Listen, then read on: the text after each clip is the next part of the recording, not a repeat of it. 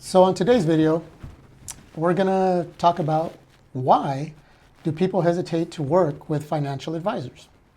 I have Caleb here with me. We're gonna just have a conversation on why we believe, people either hesitate to work with a brand new financial advisor or even go sometimes with a referred financial advisor.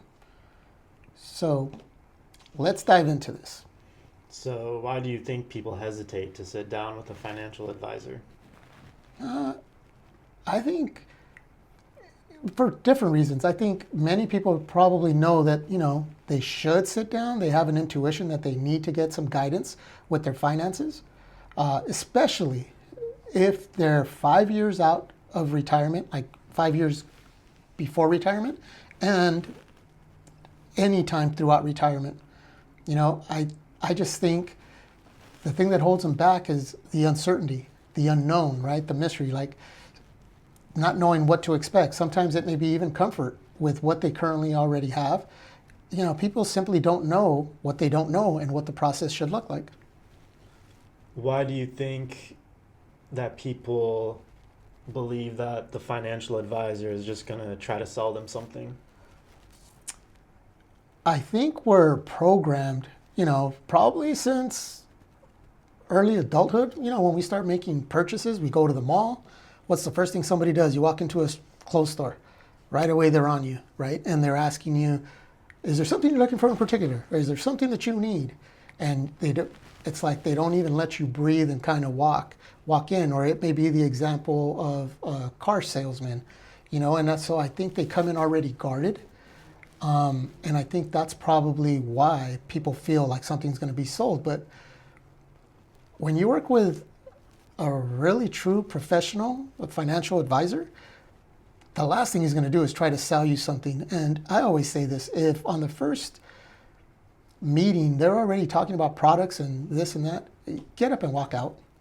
Walk out, because it's not the way the process should go. What do you think about the people that say they don't have enough money to meet with a financial advisor?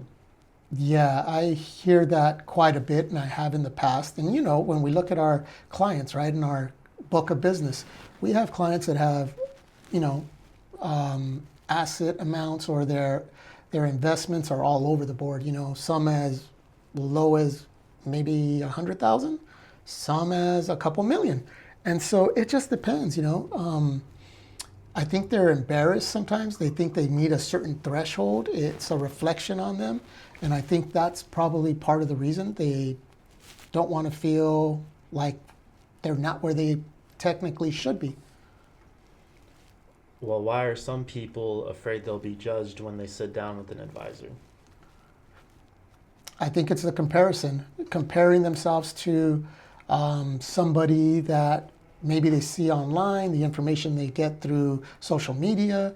It's the more I spend time online and researching and reading, I see a lot of ads, and I'm sure you've seen them too, and I'm sure you out there have seen them as well, where the new number for retirement is X, or where do millennials or Generation X, they should be at this point in their retirement journey. How do you stack up? And there's a saying, comparison is the thief of joy. And so I think comparing yourself to somebody robs you from the ability of actually looking at your situation realistically and looking at it through the lens of accomplishment. Do you think having a financial plan for someone can be overwhelming to that person? Do you mean having a financial plan or the process of creating a financial plan? Because those are two different things. Well, financial planning can be overwhelming to some people. Why do you think that? I think that happens because maybe there's not a defined process from the beginning, so they don't understand what the journey is going to look like through that process. And it's like, trying to drink water from a fire hydrant. It overwhelms you. So in the process, it has to be taken in steps, and it doesn't go from beginning to end in a matter of one meeting. It's up to the advisor to slow it down for them so that it's digestible, making sure they understand what the process is, open for questions, and not feel rushed. And what do you think about the people that are referred by a friend or family member and they still hesitate to reach out? Yeah, that one we've been dealing with, and I'm sure plenty of financial advisors have dealt with that. I think that comes down to different concerns or different fears. Sometimes there's people who are comfortable where they're at, right? And they dread change. None of us like change. That's just a fact. And so I think having to make a change takes intention. And one of the things, I say this all the time, disruption always follows intention. Meaning, when you intend to do something, there's always going to be some form of disruption. The disruption can look like having to take time out of your hectic schedule, your busy schedule, to go meet with somebody. And so that can be a reason. Another reason can be they're, once again, going back to embarrassment. They're embarrassed. They're worried, oh, well, this person that's referring me has this much and I'm down here. And it's going to be embarrassing. Maybe they fear that there's no privacy. One of the things that we discuss, because we're referred to family members, we work with our own family. Sometimes we have people that refer a lot of close friends and family. And we tell them it's completely confidential, so there's no discussions. It's 100% private. And I also think that it goes back to not knowing what they don't know, how the process actually looks. Did that answer that question? Or do you think, or repeat the question? I want to make sure I got it right. Well, why do you think someone might receive a strong referral from someone they trust and not still take action? Yeah, I think those things that I mentioned, but I also think I feel bad for the person who's doing the referring. And we have clients that are blown away by their retirement, what they're living in retirement. They had no idea that it could be this good. And they just want to help people. They want to share. It's like, you go to your favorite gym. You go to multiple gyms, but you have one that's your favorite and you talk about it. You brag about it, like, this is the place to go. Or you go to a restaurant and this is what I have. You came today with a certain coffee and you're telling us about this coffee shop. Well, now imagine when your life after 30 years of working turns out to be like your dream retirement. Everything that you thought and dreamed about that was probably not certain actually ends up happening. You're wanting that for the people that you care about and you probably worked with for 30 years, that you became intimate with. You want to share that with them. And maybe sometimes that person that you are sharing that experience with, it sounds too good to be true and they don't believe you. Or maybe they think there's something in it for them, because that's the way our mind's programmed and we're wired. What's in it for them? It can't be this good. But in reality, there's nothing in it for the person who's referring. There's no kickbacks. There's no any of that. They're just simply wanting to share their experience. And so I think that's part of the reasons. I hope that answered that question. Okay, so I'll ask you something a little bit different. What do you say to the people that have worked with a financial advisor but had a negative experience with one? I think that negative experience is a positive.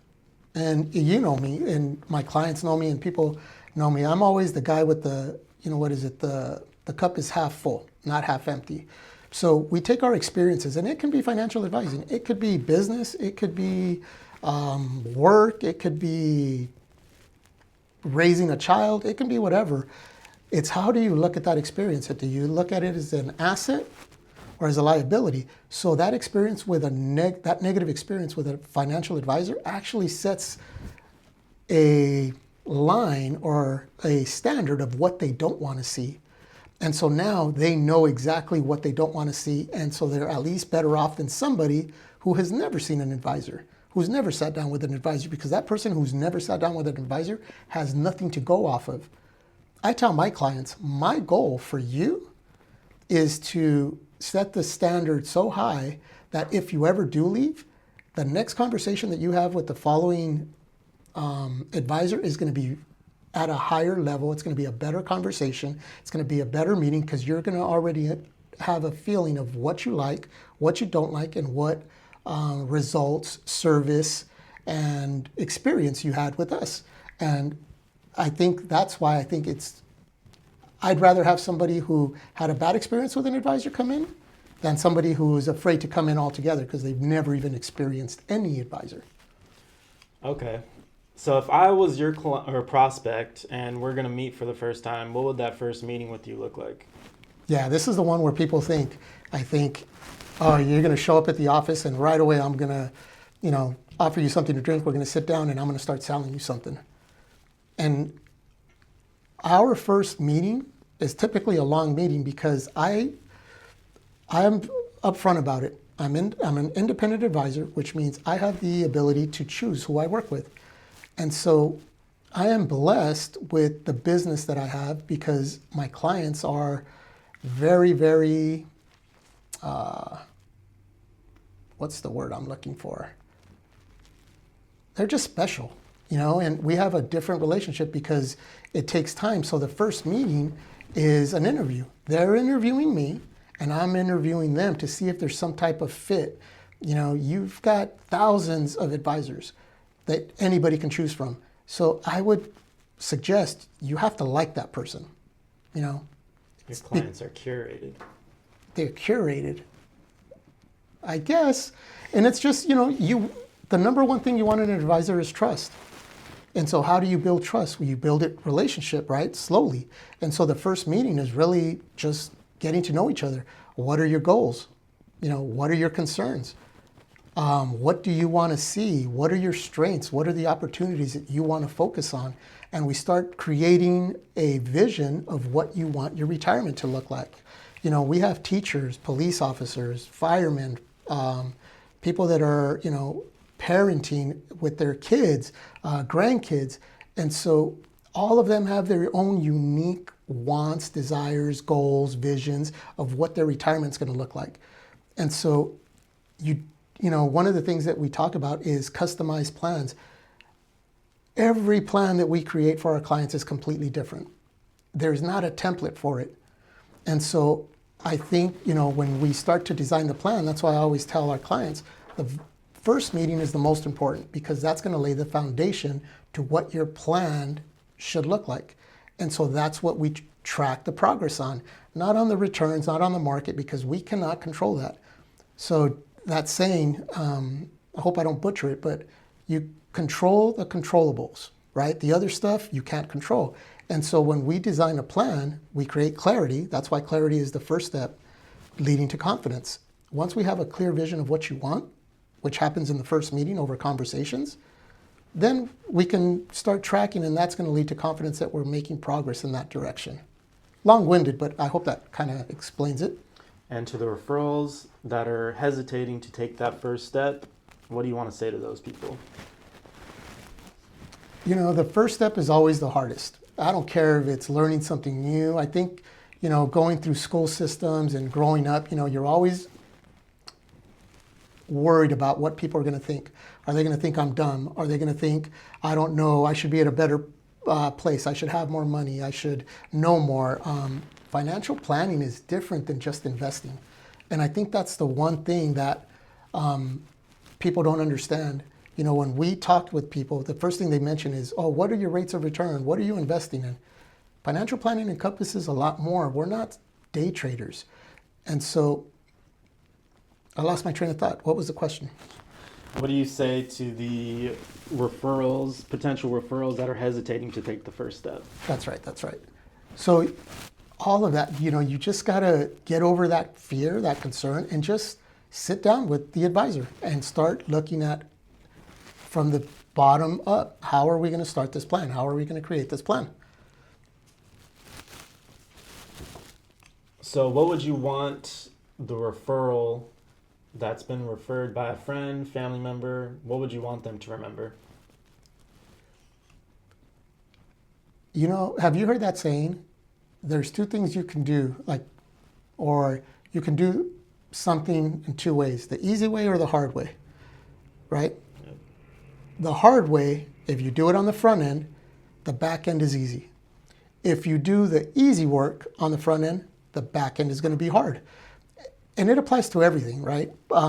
Delayed gratification, but it also means getting out of your comfort zone, putting it a priority in your retirement planning, doing quote unquote the hard thing, getting out of your comfort zone, getting out of your head and sitting down with somebody is going to take work. That's probably the hardest part. Once you take that step, the rest of the process is going to be easy, and that's what our clients have experienced through our process. The hard part, getting out of their fears, getting out of their head, coming in and spending 2 hours with somebody to discuss what their goals are. All the heavy lifting is done in the beginning, and then their retirement becomes really easy. And it's the same thing. If you were going to take a dream vacation, a once-in-a-lifetime vacation, where would you go?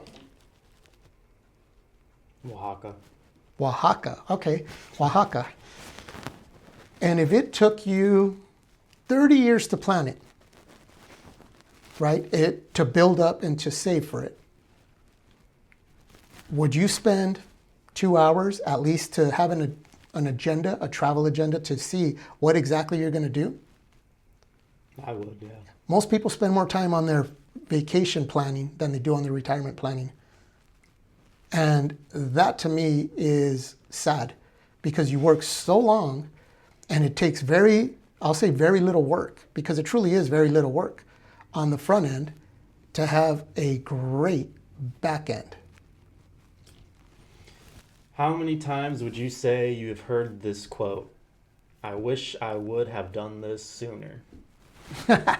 You know what? I hear a version of that. I hear that a lot, because we all say that to ourselves, right? I wish I would have started eating healthier sooner. I wish I would have worked out sooner. That's for me. I wish I would have worked out in my 20s, 30s, and 40s. You know? But with financial planning, yeah, we do get that. I wish I would have started saving sooner. I wish I would have started learning these concepts sooner. Some of our clients say, I wish I would have met you sooner. But there is no right time. The right time is today. There isn't a perfect time to start. There isn't a perfect time to do this. You know, there's an old Chinese proverb with planting a tree. When is the best time to plant a tree?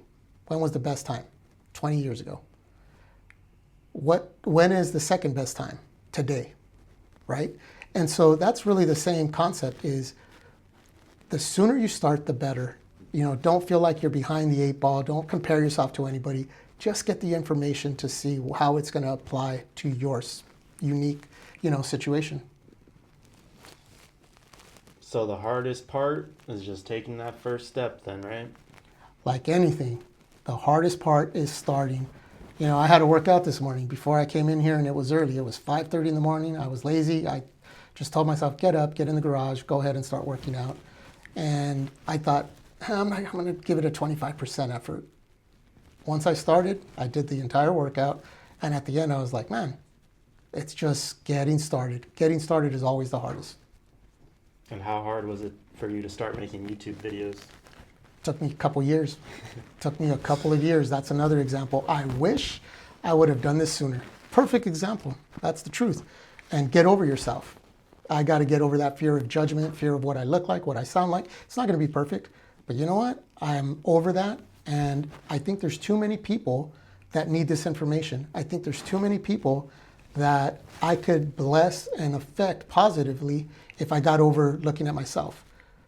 And that's the truth. And so, yeah, I wish I would have done this sooner, but, I started, and now I can just look forward and, do one of these at least once a week. That's the goal. So how do people normally react when you tell them that they have the ability to retire? It depends. It depends, but check this out. Tissue box, right? You have people who have dreaded going to work, who are getting older. They're seeing time go by. They're seeing their time shrink, availability, health. Maybe somebody passed away, and they realize time is a finite asset. And so it's very emotional. I mean, if you think about it, they've been doing the same thing for I mean, we've got clients, 40 years at the same company. We've got family members. One of them who's celebrating how many years? 50? 50 years at one company. So when you think about that, all of that work, yeah, it's emotional. And so it just depends. And then you have people who just don't know. They just don't know, and they have their head buried in the sand. And it's sad because they could be really enjoying life, after work.